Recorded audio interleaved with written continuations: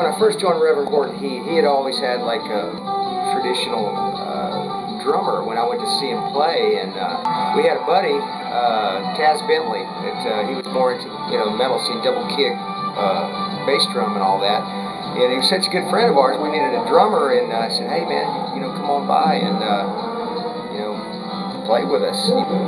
He started doing the double kick thing, you know, with the music, the rockabilly stuff we were playing, and, you know, it just had a kind of added this spark to the whole thing, you know, because it was kind of accenting a lot of things that I was doing with the slap bass.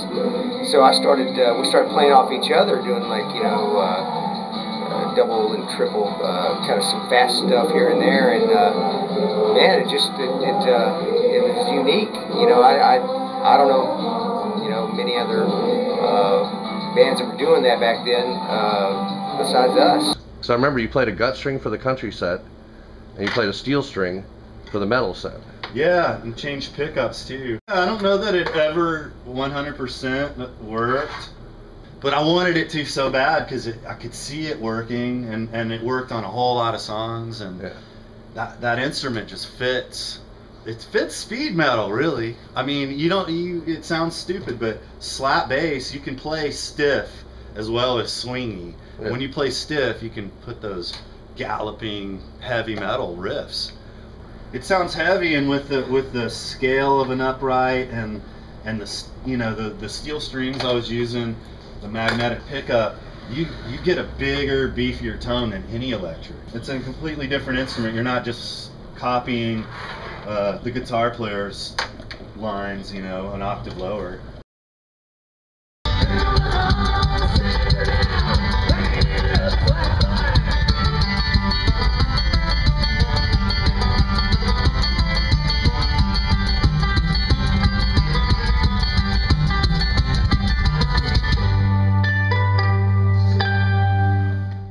Yeah, it's basically a car gas tank out of a mids. I'm not even sure exactly what it's out of. Walnut neck, which eventually had a rut in it, so it's got some ebony inlaid into it. A couple pieces of oak just to give it a little fat to bolt onto. Used to use a plywood bridge originally. Yeah, a piece of weed eater line. Part, you know, so I can get it in the case. It just screws on there. Yeah, it's a whip CB antenna.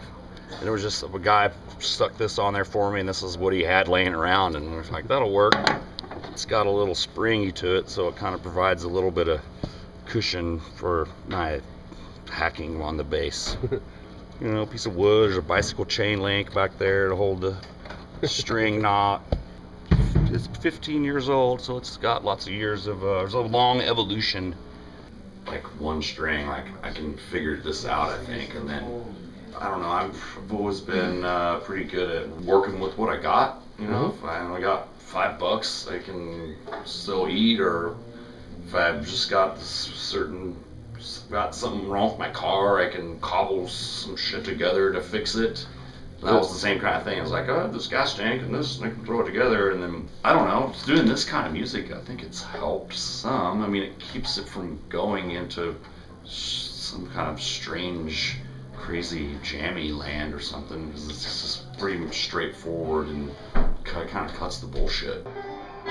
Jeff's one-string bass playing. How do you like that? Well, what do you think? I think, he probably had to practice his fucking ass off to do that bullshit. He probably did. It's a lot of time put into this whole fucking world I'm in, I find myself in. What world's that, Polly? It's the land of pompadours and flames and fucking dice, upright basses. Well, you know, upright bass can be kind of cool, you know. Anything can be cool, but... Polly, hold on. Anything?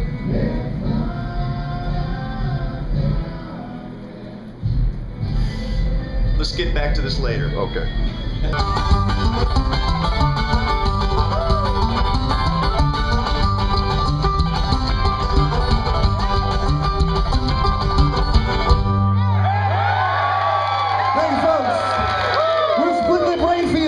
out in Kansas.